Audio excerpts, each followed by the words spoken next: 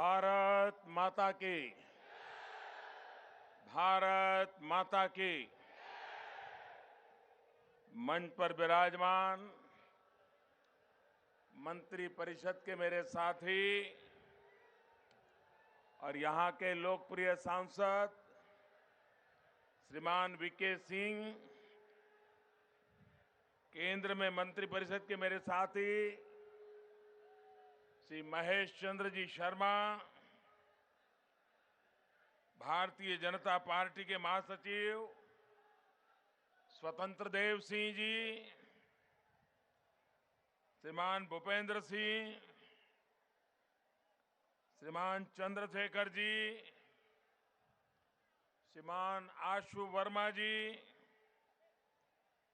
श्री सत्येंद्र सिसोदिया जी, श्री देवेंद्र सिंह, अजय शर्मा जी, वसंत त्यागी जी, धौलाना से उम्मीदवार श्री रमेश चंद्र जी तोमर। रमेश जी यहीं आ जाइए। साहिबाबाद से श्रीमान सुनील शर्मा,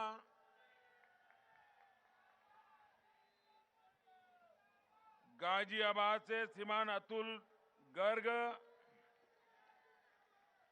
लोनी से श्रीमान नंद किशोर गुर्जर,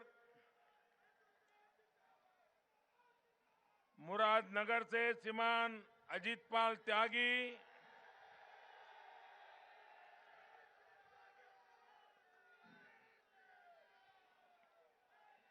मंच पर विराजमान श्रीमान राजा वर्मा जी, श्री अनिल खेरा जी, अजीत पाल जी, बलदेवराज शर्मा जी, मनोज गुप्ता जी, मनोज धामा जी, दिनेश गोयल जी, संजय कश्यप जी, श्रीमान प्रसाद जी,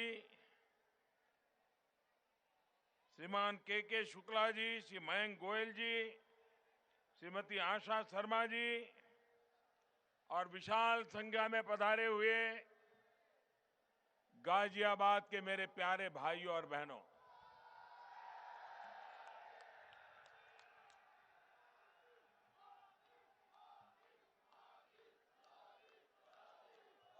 मैं सबसे पहले भारतीय जनता पार्टी की तरफ से आप सबकी क्षमा मांगना चाहता हूं।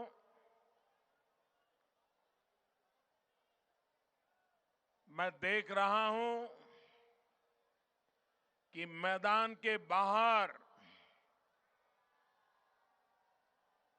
ये टीवी वालों का सारा कारोबार के भी पीछे इतनी बड़ी संख्या में लोग खड़े हैं।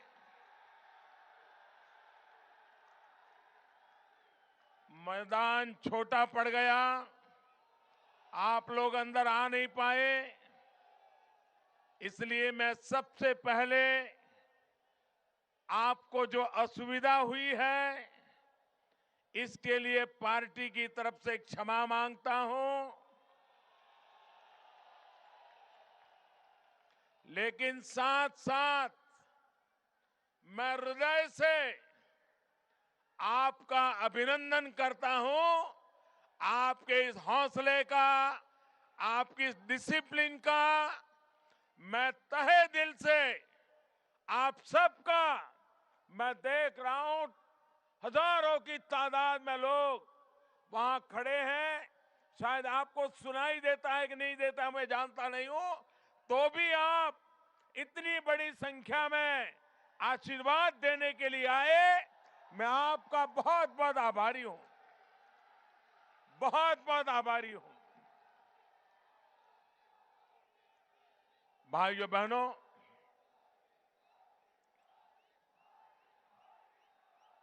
ये चुनाव कौन विधायक बने कौन न बने इसका निर्णय करने के लिए सिर्फ नहीं है।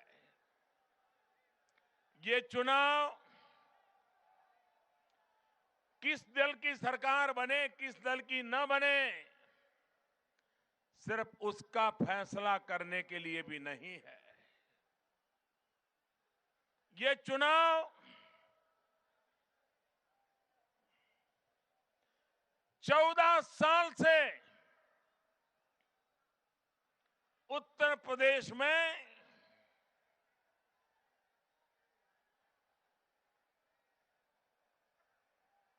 जो विकास का वनवास है, उस विकास के वनवास को समाप्त करके 14 साल के बाद फिर उत्तर प्रदेश में विकास की धारा बहाने का चुनाव है।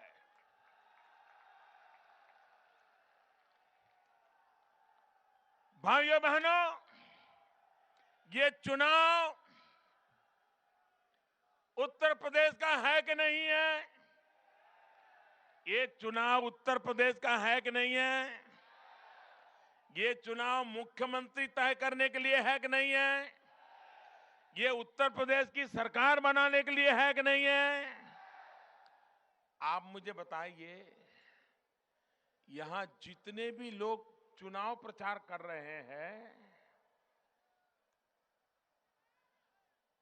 उन लोगों ने अपने चुनाव प्रचार में, जो लोग सरकार में है, उन्होंने 5 साल के हमके काम का हिसाब देना चाहिए कि नहीं देना चाहिए? सपा वालों ने 5 साल उन्होंने क्या किया, इसका उत्तर देना चाहिए कि नहीं देना चाहिए? उत्तर प्रदेश में भी उत्तर नहीं देते हैं तो ये उत्तर प्रदेश को उत्तम प्रदेश कैसे बनाएंगे?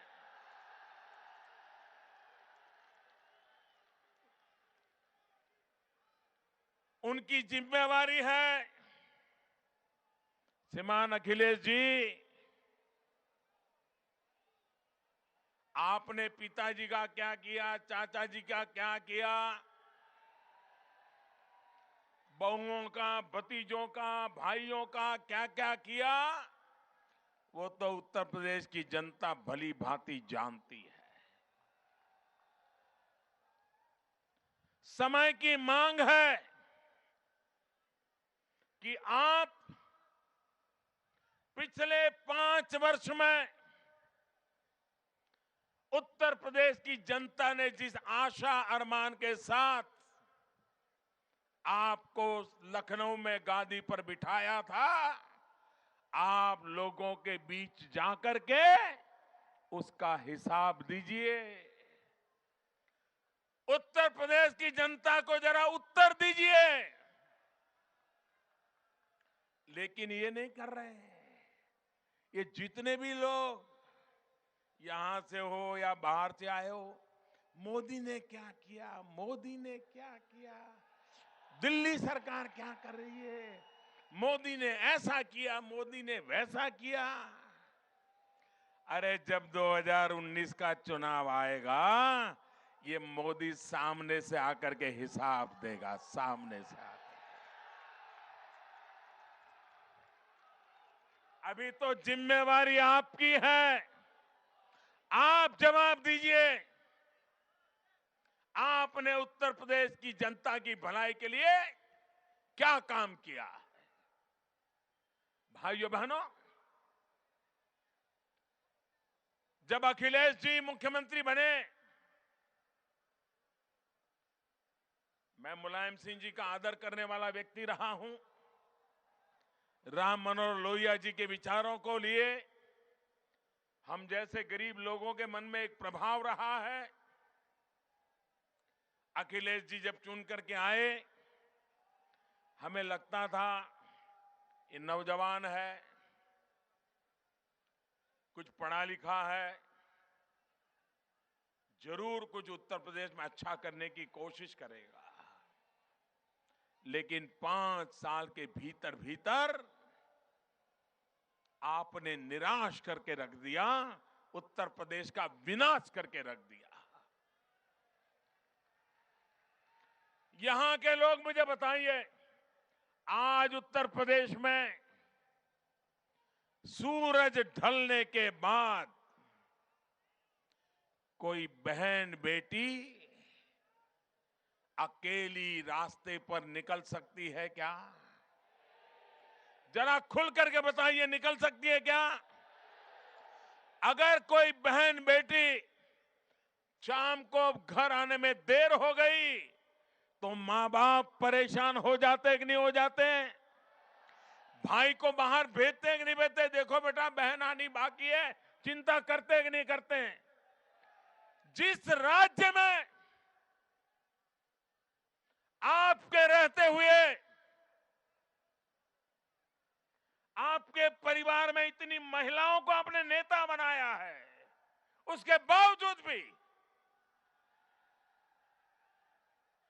क्या कारण है कि उत्तर प्रदेश की मां बेटी सलामत नहीं है, शाम को अकेली घर के बाहर निकल नहीं पाती है?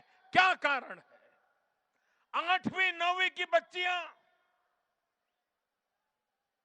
इस बात के लिए परेशान है, स्कूल जाती हैं, सरफरे लड़के रास्ते में ऐसी भद्दी टोका टोकी करते हैं, बच्चियां स्कूल जाने से डरती हैं। ये हालत उत्तर प्रदेश के सामान्य जीवन में आपने पैदा की है और दुर्भाग्य यह है कि ये सामाजिक बुराई से ज्यादा इस बुराई को आपकी पार्टी के नेताओं ने आश्रय दे के रखा है, गुंडाओं को पाल करके रखा है और उसी का कारण है कि उत्तर प्रदेश का ये हाल करके रखा है। भाइयों बहनों, अगर हिम्मत हो, नेक इरादे हो तो आप उत्तर प्रदेश में अच्छी कानून व्यवस्था कर सकते हो। यही तो सरकार थी, यही तो मुलाजिम थे, यही तो दफ्तर थे, यही तो पुलिस वाले थे। लेकिन जब कल्याण सिंह को सेवा करने का मौका मिला, राजनाथ सिंह जी को सेवा करने का मौका मिला, भारतीय जनता पार्टी के मुख्यमंत्रियों को सेवा करने का अवसर मिला, ये सारे गुंडागर्दी करने वाले लोग या तो जेल में थे या सीधी लाइन पर चलने के लिए मजबूर हो गए थे। भाइयों बहनों, उत्तर प्रदेश में सिर्फ आर्म्स एक्ट, हथियारों के गुनाहगारी में 40,000 शिकायतें दर्ज हैं। 40,000। अगर आर्म्स एक्ट में 40,000 शिकायतें दर्ज हो, हर दिन बलात्कार, हत्या, बेहिसाब। मैंने अलीगढ़ की सभा में विस्तार से उसका ब्यौरा दिया था।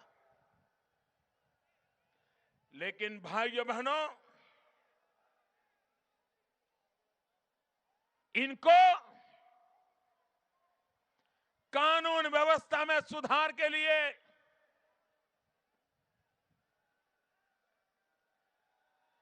न उनको चिंता है, न उनको जिम्मेवारी लगती है। कारण इसलिए है कि ये सारी बदमाशी बेईमानी करने में उन्होंने अपने पार्टी के नेताओं को इलाके दे करके रखे हैं। उस इलाके के तुम राजा, जो करना है करते रहो, थाने वाला मैंने बोल दिया तुम्हें कुछ करेगा नहीं। इसी का ये नतीजा है। भाइयों बहनों, आप मुझे बताइए, उत्तर प्रदेश में कोई भी नौजवान कितना ही तेज पढ़ने लिखे में रहा हो, कितने ही अच्छे मार्क्स लाया हो, टॉप रहा हो, खेलकूद में भी अच्छा हो, लेकिन उसको नौकरी मिलेगी उसकी कोई गारंटी है क्या? नौकरी मिलेगी उसकी गारंटी है क्या? उसका कारण क्या? क्यों नौकरी नहीं दी जाती है? योग्यता होने के बाद भी क्यों नौकरी नहीं दी जाती है? उसका हक है तो भी क्यों नहीं दी जाती है? इसका कारण है कि उन्होंने राजनीति को, सरकार को, शासन को, गवर्नेंस को जातिवाद के जहर से भर दिया है।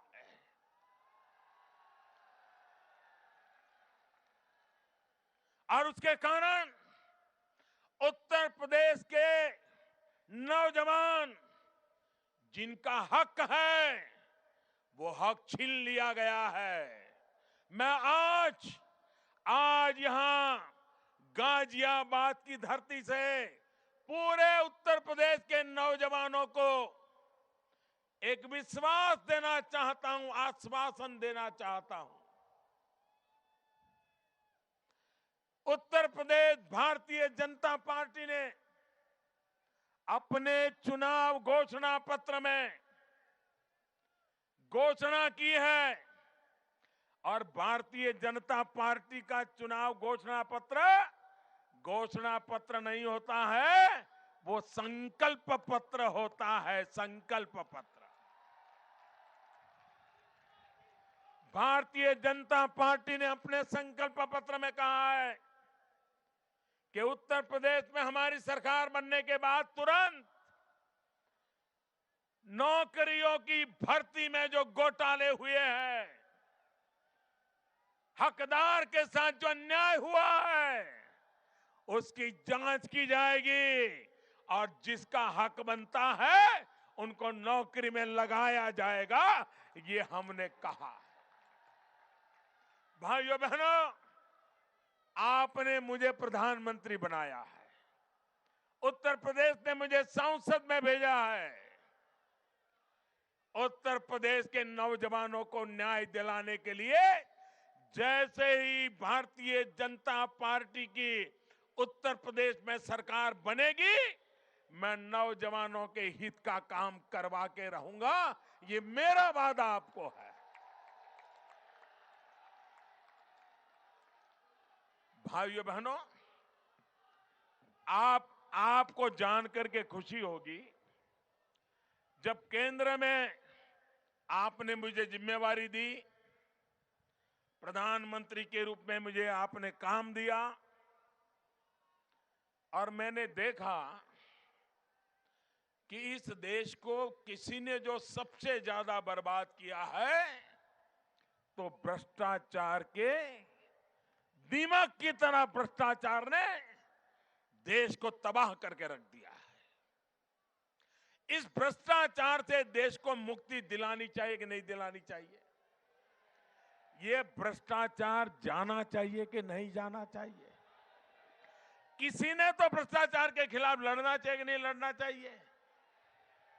आप मुझे बताइए, क्या ये उत्तर प्रदेश में भ्रष्टाचार चालू रहेगा और मैं दिल्ली में बैठ करके भ्रष्टाचार हटाना चाहूंगा तो जाएगा क्या? जाएगा क्या? तो उत्तर प्रदेश में से भी भ्रष्टाचार हटाना पड़ेगा ना। तो जिनके कारण भ्रष्टाचार आता है उनको भी तो हटाना पड़ेगा कि नहीं पड़ेगा? तो ये सरकार को हटाओगे कि नहीं हटाओगे? भाइयों बहनों, जब तक ऐसी सरकारों को सजा नहीं दोगे, भ्रष्टाचार के खिलाफ लड़ाई पूरी नहीं होगी। और इसलिए भ्रष्टाचार के खिलाफ जो मेरी लड़ाई है उसमें मुझे उत्तर प्रदेश का साथ चाहिए, उत्तर प्रदेश के आशीर्वाद चाहिए। केंद्र में जब मैं प्रधानमंत्री के रूप में जिम्मेवारी दी तो मैंने देखा कि सरकार में सबसे ज्यादा नौकरी करने वाले लोग वर्ग 3 और 4 के होते हैं। मध्यम वर्ग परिवार से होते हैं, गरीब परिवार से होते हैं, दलित समाज से होते हैं, पिछड़े वर्ग से होते हैं, महिलाएं होती है। लेकिन भाइयों बहनों, उसके ऊपर तो बहुत कम लोग होते हैं नौकरी में। सबसे ज्यादा वर्ग 3 और 4 में होते हैं, लाखों की तादाद में होते हैं। और उनकी एक 100 लोगों की जगह के लिए अगर एडवर्टाइजमेंट आती है तो हजारों लोग अप्लाई करते हैं। लिखित एग्जाम में हजारों लोग पास हो जाते हैं। फिर इंटरव्यू चलता है। इंटरव्यू भी कैसे चलता है? जैसे वो भेड़ बकरियों को धक्का मार मार करके निकालते हैं ना। एक आया, इंटरव्यू वाले बैठे, चेहरा देखा, अच्छा आगे जाओ, नाम पूछ लिया, आगे जाओ, गांव पूछ लिया, आगे जाओ। 30 सेकंड, एक नौजवान को 30 सेकंड मिलते हैं। अभी तक मुझे समझ नहीं आता है कि दुनिया में ऐसा कौन सा विज्ञान है, ऐसा कौन सा तीसरी नजर है कि 30 सेकंड में पता चल जाए कि ये नौकरी में रखने जैसा है कि नहीं रखने जैसा है। ये पोलम पोल था कि नहीं भाई? ये पोलम पोल था कि नहीं था? ये भ्रष्टाचार का खजाना खोलने का रास्ता था कि नहीं था? ये बेईमानी थी कि नहीं थी? जो इंटरव्यू देने जाता था, उसको जब इंटरव्यू कॉल आता था तो घूमता था, मिलता था लोगों को, यार किसी नेताजी से पहचान करा दो ताकि मेरा काम हो जाए।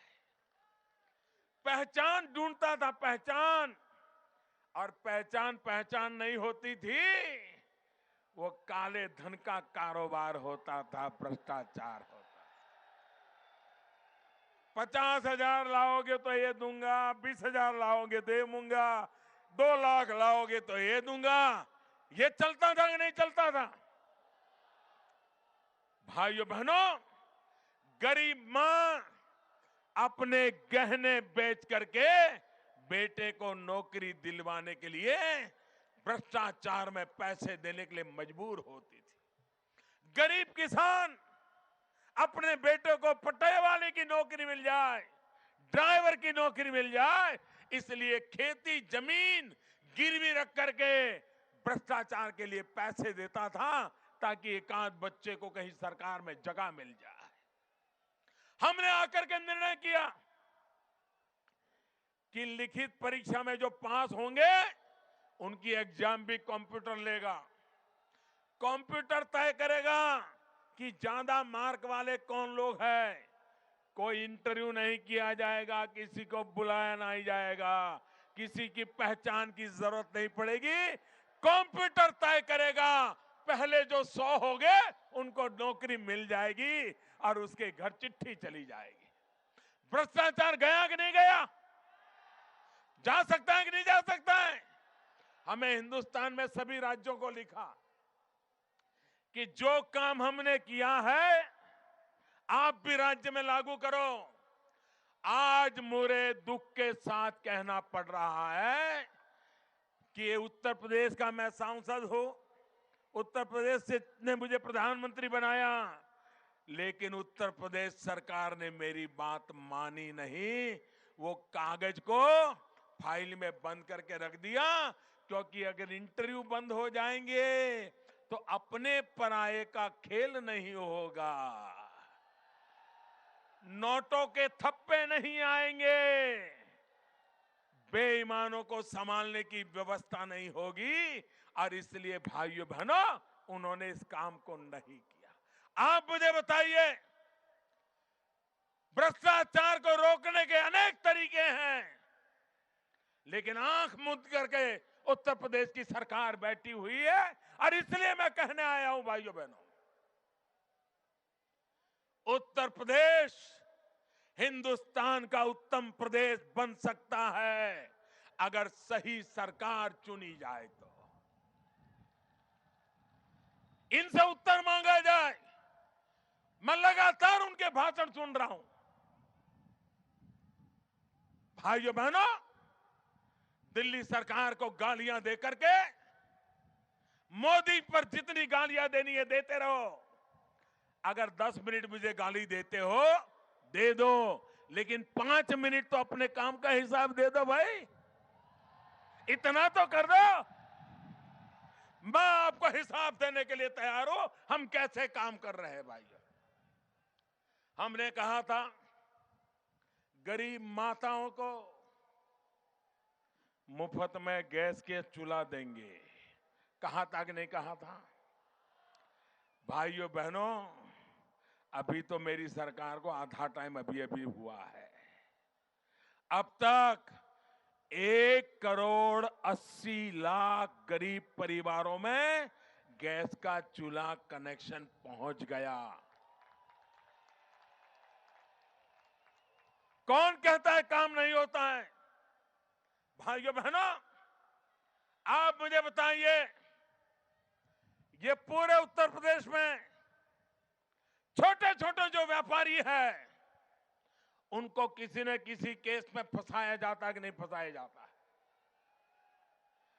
उनको दबाने के लिए पुलिस का डंडा चलाया जाता है कि नहीं चलाया जाता है? इन छोटे व्यापारियों का क्या गुनाह है? मैं इन छोटे व्यापारियों को कहना चाहता हूं, ये आपकी सुरक्षा हमारी सरकार बनते ही सामान्य मानवी की सुरक्षा में आपको भी उतना ही हक मिलेगा जो हर उत्तर प्रदेशवासी को मिलेगा। ये मैं आपको वादा करने आया।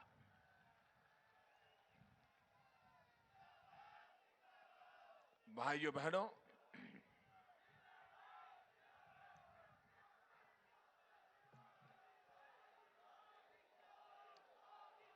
ये गाजियाबाद इस अथॉरिटी का ऑडिट होना चाहिए कि नहीं होना चाहिए? आप मुझे बताइए, क्या खर्चा हुआ, कहां हुआ, किसने किया, ये ऑडिट होना चाहिए कि नहीं होना चाहिए? ये उत्तर प्रदेश की सरकार है।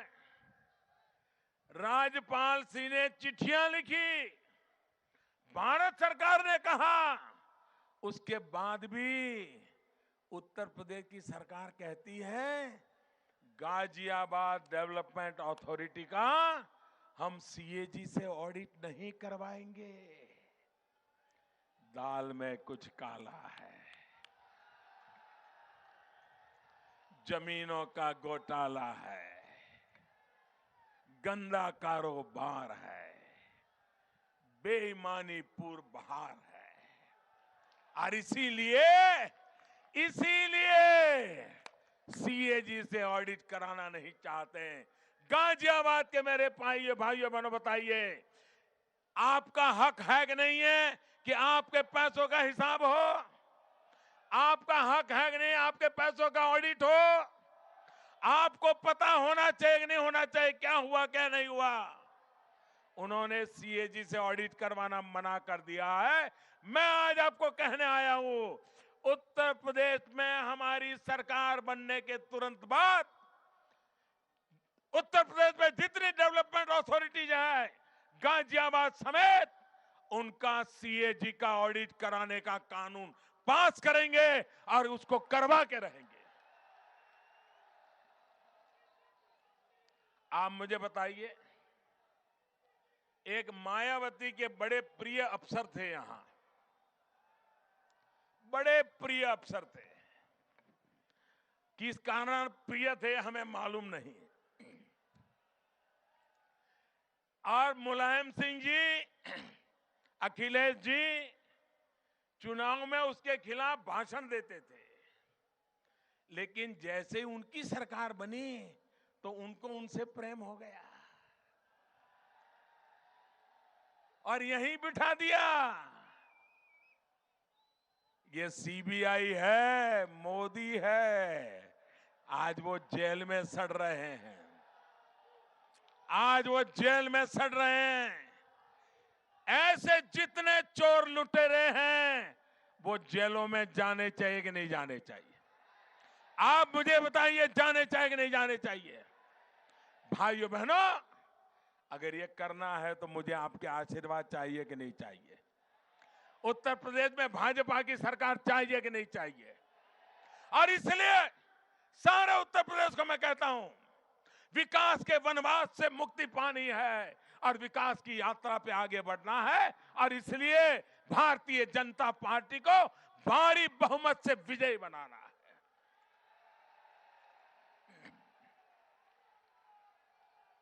सपा हो या बसपा, और कांग्रेस ने तो पूरे देश को डुबाया भाइयों, पूरे देश को डुबाया, और वो भी डूब गए। ये अखिलेश जी इतने डरे हुए हैं कि जो मले उसको गले लगा लेते हैं। वरना कोई डूबती नाव में पैर रखता है क्या? डूबती नाव में कोई पैर रखता है क्या? उनको वो भी पसंद आ गई, कहीं बच जाए। लेकिन मेहरबान, आपने 5 साल ऐसा कारोबार किया है कि अब उत्तर प्रदेश की जनता आपको बचने नहीं देगी। उत्तर प्रदेश की माताएं बहनें आपका हिसाब लेके रहेगी। उत्तर प्रदेश का नौजवान अपना भविष्य खुद तय करेगा, आपके भरोसे रहने के लिए तैयार नहीं है। और इसलिए भाइयों बहनों, मैं आपसे कहने आया हूं, इन्होंने कैसा कारोबार चलाया है। मेरे किसान भाइयों बहनों, ये गाजियाबाद के अगल बगल के गांवों में मेरे किसान भाई बहन रहते हैं। किसान भाइयों बहनों ने, उनको आत्महत्या करने के लिए मजबूर होना पड़ता है। बेईमान लोग उनकी जमीन छीन लेते हैं। किसानों की जमीन के लुटेरे राजनीतिक दल के नेता बनकर के बैठे हुए हैं। ये किसानों की जमीनों के ठेकेदारों को, लूटने वालों को जेलों में भेजना चाहिए कि नहीं भेजना चाहिए? जिन जिन किसानों की, गरीब आदमी की जमीन हड़प कर गए हैं, वो जमीन वापस लौटानी चाहिए कि नहीं लौटानी चाहिए? हमने तय किया है, ये जमीन माफियाओं के लिए भारतीय जनता पार्टी की सरकार बनते ही उनके खिलाफ एक स्पेशल टास्क फोर्स बनाया जाएगा, स्पेशल पुलिस का यूनिट बनाया जाएगा। और ये जमीन लूटने वालों से जमीन लेकर के जिन गरीबों की, मध्यम वर्ग के लोगों की जमीन लूट ली गई है, वो उनको वापस दिला दी जाएगी। भाइयों बहनों, ये हमारा गाजियाबाद दिल्ली के पास में है,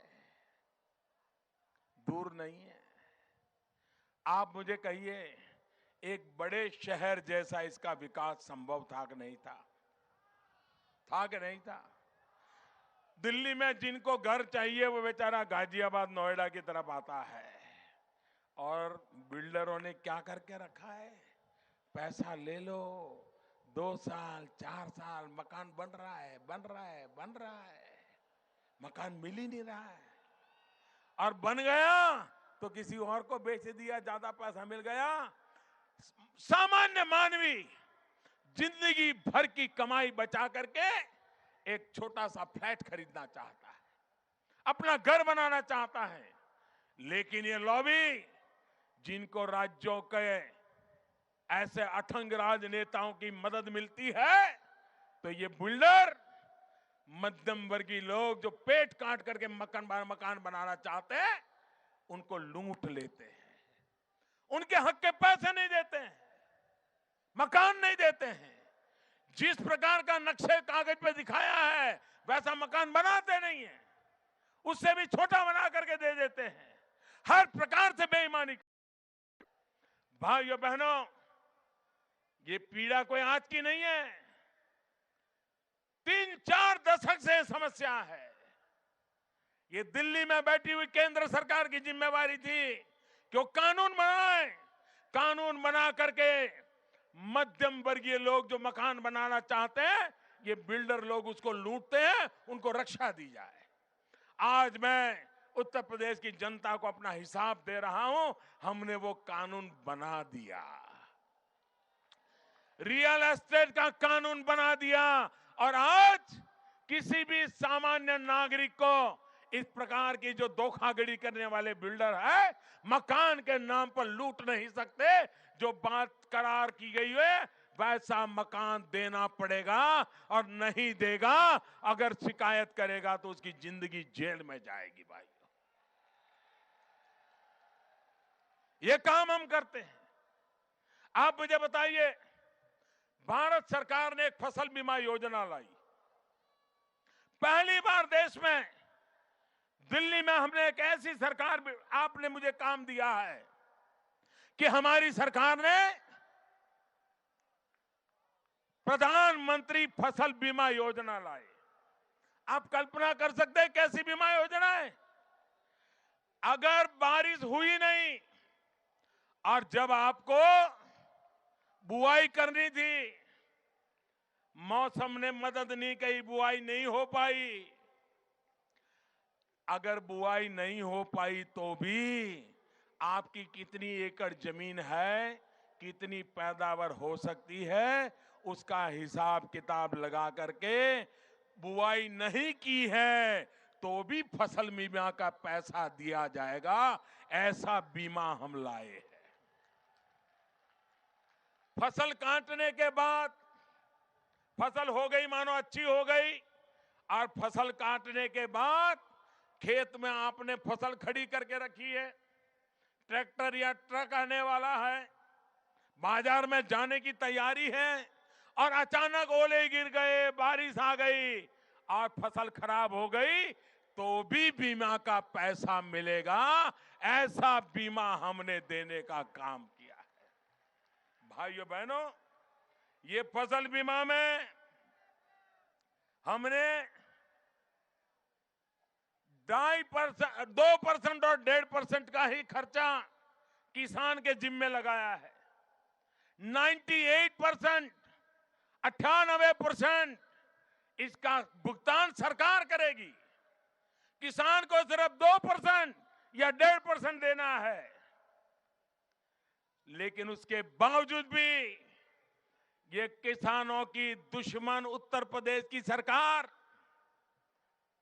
अभी तक सिर्फ उत्तर प्रदेश में 14% किसानों तक ये प्रधानमंत्री फसल बीमा योजना उन्होंने पहुंचाई। सिर्फ 14%।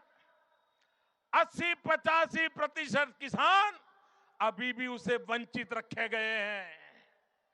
और हम जहां भाजपा की सरकार है, राजस्थान में 53% किसानों का बीमा हो गया। महाराष्ट्र में करीब 50% का हो गया। मध्य प्रदेश करीब 50% का हो गया।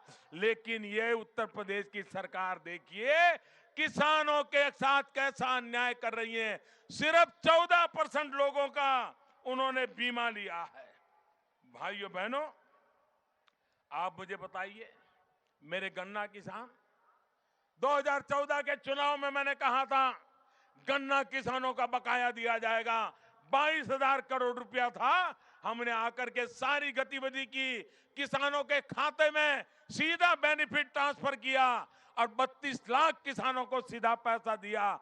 98% भुगतान हमने करवा दिया था। क्या कारण है कि उत्तर प्रदेश की सरकार आज भी जिन किसानों का भुगतान बाकी रहा है, इतनी जिम्मेवारी उठाने को तैयार नहीं है।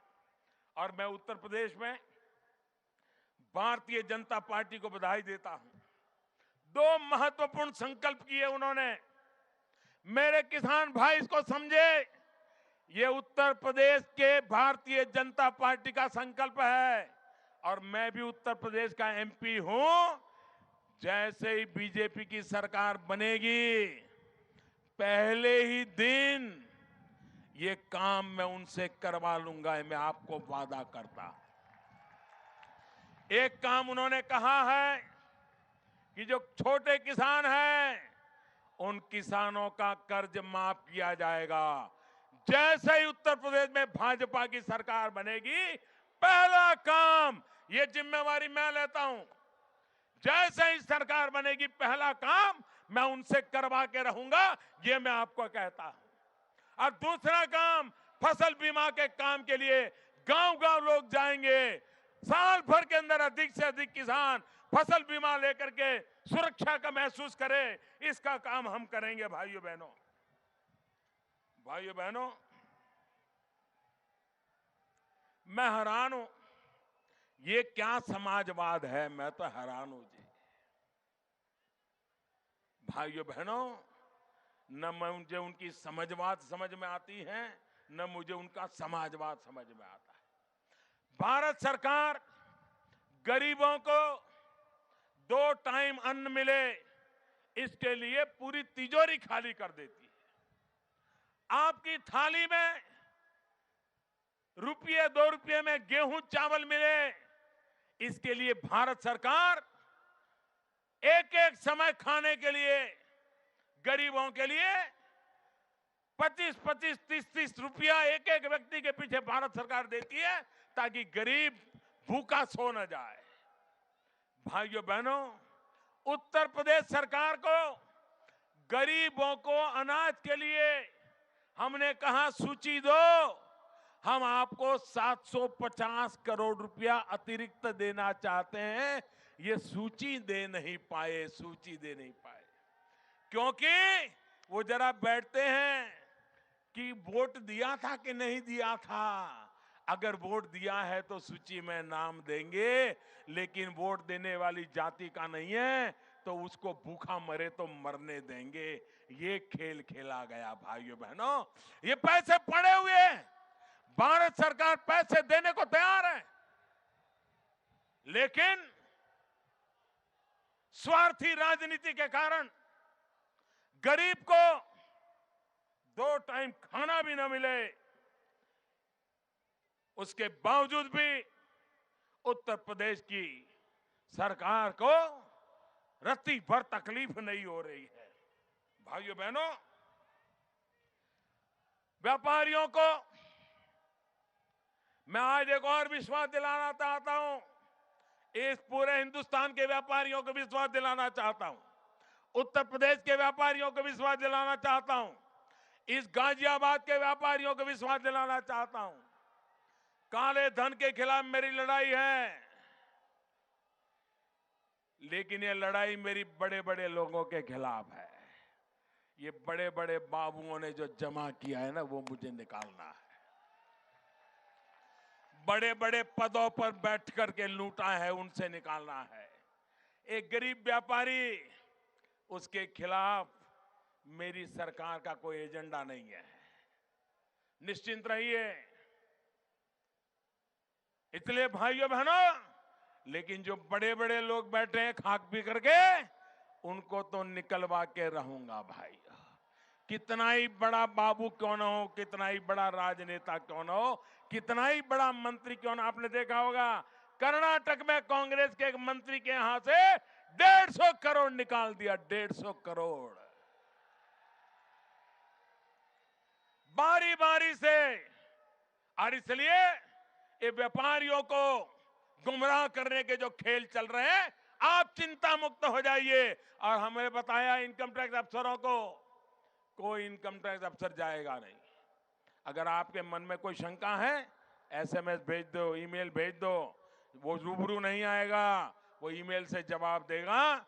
और भी कुछ जानना है तो फिर से ईमेल लिखो, लेकिन किसी से बुलाओगे नहीं, सौदा नहीं करोगे, कारोबार नहीं करोगे। ये कागज ये काम किया है हमने जी। सामान्य मानवी को रक्षा देने के लिए मेरा काम हो रहा है। और इसलिए भाइयों बहनों, आप मुझे बताइए, हमारा उत्तर प्रदेश सबसे ज्यादा गेहूं पैदा करता है। उत्तर प्रदेश का किसान देश का पेट भरने का काम करता है। गंगा जमुना का ये धरती उपजाऊ धरती है, सबसे ज्यादा उपजाऊ धरती वाला प्रदेश है। लेकिन ये सरकार किसानों को न्याय देने के लिए तैयार नहीं है। सरकार को निर्धारित मूल्य पर अगर किसानों से गेहूं खरीदते हैं, भारत सरकार वो खरीदने के लिए तैयार होती है। राज्य सरकार को सिर्फ व्यवस्था करनी होती है, पैसे भारत सरकार लगाती है। आज मुझे दुख के साथ कहना पड़ता है, जो उत्तर प्रदेश का किसान हिंदुस्तान का सबसे ज्यादा गेहूं पैदा करता है, लेकिन यहां की सोई हुई राज्य सरकार, उत्तर प्रदेश का विनाश करने पर तुली हुई सरकार भाई भतीजेवाद में फंसी पड़ी सरकार, जातिवाद संप्रदायवाद के वोट बैंक की राजनीति करने वाली सरकार, उसको उत्तर प्रदेश के किसानों की परवाह नहीं है। गेहूं सरकार को खरीदना चाहिए, पैसा भारत सरकार लगाने को तैयार है। आपको जान करके हैरानी होगी, उत्तर प्रदेश सरकार उत्पादन का सिर्फ 3% खरीदती है, बाकी किसानों को उनके नसीब पर छोड़ दिया जाता है और किसानों को बाजार में सस्ते दाम से अपना मेहनत का गेहूं बेच करके घर लौटना पड़ता है। बगल में भाइयों बहनों हरियाणा 60% खरीदी करता है। मध्य प्रदेश आधा गेहूं जो पैदा होता है सरकार खरीद लेती है। भाइयों बहनों, भारतीय जनता पार्टी की सरकारें अगर खरीद सकती है तो आप सिर्फ 3% क्यों खरीदते हो? क्योंकि उनको किसानों का भाग्य की चिंता नहीं है। और इसलिए भाइयों बहनों, मैं आज ये भी वादा करने आया हूं कि सरकार किसानों को सस्ते में उसका माल बेचने के लिए मजबूर नहीं होने देगी। हमने इनाम काम की योजना बनाई है। आज हिंदुस्तान का कोई भी किसान अपने मोबाइल फोन से, टेक्नोलॉजी से हिंदुस्तान के किसी भी बाजार में अपना गेहूं बेच सकता है, अपनी पैदावार बेच सकता है, जहां ज्यादा मिले वहां बेच सकता है। पूरे देश में 500 मंडियां टेक्नोलॉजी के द्वारा बनाने की दिशा में हम आगे बढ़ रहे हैं। आधे से अधिक बना चुके हैं, आधी बाकी है, थोड़े समय में बनने वाली है। मेरे किसान का भाग्य बदलना, मेरे किसान का लाभ देना, उस दिशा में हम करना चाहते हैं। भाइयों बहनों, उत्तर प्रदेश हिंदुस्तान का भाग्य बदलने की सबसे ताकत रखने वाला प्रदेश है। उत्तर प्रदेश की सेवा करने का मुझे अवसर दीजिए। आप देखिए, काले धन के खिलाफ जो मैंने लड़ाई छेड़ी है, भ्रष्टाचार के खिलाफ लड़ाई छेड़ी है, कैसे कैसे लोग परेशान हैं। इतने दिन हो गए, अभी भी देखो जहां जाए वही बोलते रहते हैं। इनका कितना नुकसान हुआ होगा आप अंदाज कर सकते हैं। भाइयों बहनों, गरीबों से जो लूटा हुआ है वो गरीबों को लौटाने का मैं संकल्प करके बैठा हूं और मैं किसी को छोड़ने वाला नहीं।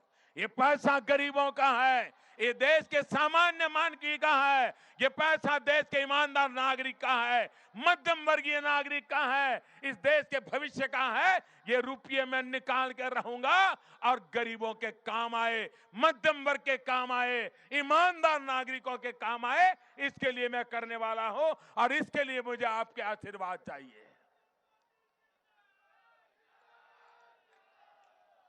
भाइयों बहनों, ये लड़ाई विकास और विनाश के बीच की लड़ाई है। उनका रास्ता आपने 5 साल देख लिए, विनाश का रास्ता है। हमारी सरकारें हिंदुस्तान भर में देख लीजिए, हमारा विकास का रास्ता है। उत्तर प्रदेश के नौजवान चुने, उत्तर प्रदेश की माताएं बहनें चुने, उत्तर प्रदेश का किसान चुने, उत्तर प्रदेश का भाग्य बदलने के लिए चुनिए।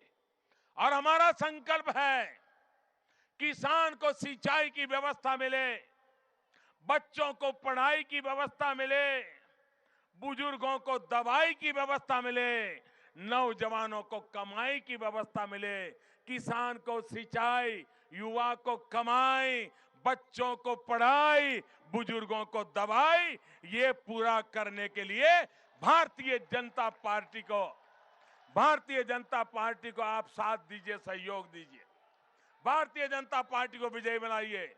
और भाइयों बहनों, शहरी इलाका है, वर्किंग डे है, और ये जो मैं हुजूम देख रहा हूं, ये बाहर में भी हिलने का नाम नहीं ले रहे। एक बार जो बाहर खड़े हैं वो जरा जोर से भारत माता की जय बुलाइए। भारत माता की, भारत माता की। भाइयों बहनों, मैं आपका बहुत बहुत आभारी हूं। भारी मतदान कीजिए, भारतीय जनता पार्टी को विजयी बनाइए। बहुत बहुत धन्यवाद। एक ऐसी शख्सियत जिसका पूरा जीवन राष्ट्र के लिए समर्पित है, जिन्होंने देश के लिए अपना परिवार तक छोड़ दिया, जो 24 घंटे में से 18 घंटे देश के लिए काम करते हैं, और जिनके नेतृत्व में विदेशों में रह रहे भारतीयों को भी ये कहने में गर्व होता है कि हम भारतीय हैं। मुझे लगता है माननीय मोदी जी के नेतृत्व में भारत निश्चित रूप से विश्व गुरु बनेगा, ऐसा मुझे विश्वास है। दिव्य ध्येय की ओर तपस्वी जीवन भर अविरल चलता है, जीवन भर अविरल चलता है। ऐसे जननायक विकास पुरुष समस्त भारतीयों के दिलों की धड़कन माननीय मोदी जी को बहुत बहुत धन्यवाद देता हूं। आप सभी लोगों को, मंडल अध्यक्षों को, महानगर पदाधिकारियों को, सभी पार्षदों को बहुत बहुत धन्यवाद। एक बार जोरदार नारा लगाएंगे मेरे साथ, भारत माता की वंदे। मोदी जी तक आपकी आवाज जानी चाहिए, वंदे। अजय, बहुत बहुत धन्यवाद सभी लोग। महिलाएं रुक के जाएंगी, एक बार भीड़ निकल जाए तब जाए महिलाएं। थोड़ा महिलाएं वीआईपी थोड़ा रुक जाएंगे, एक बार धीरे धीरे निकलने दीजिए, क्योंकि रास्ता पीछे दो ही है। एक बार फिर एक बार तालियां बजाकर स्वागत कर दीजिए। मोदी जी प्रस्थान कर रहे हैं, थोड़ा जोरदार